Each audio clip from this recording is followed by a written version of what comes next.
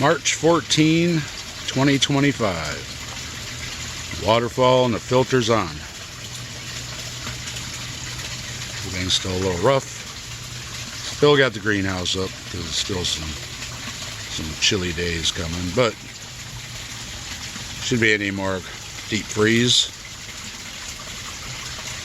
And the waterfall and the filter are all in one, so the sooner they get running the better.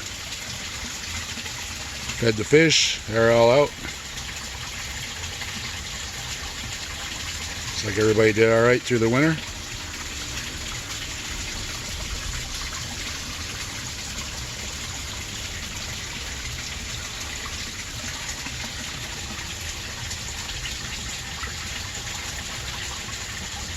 Let's call this sort of opening day for the pond season 2025.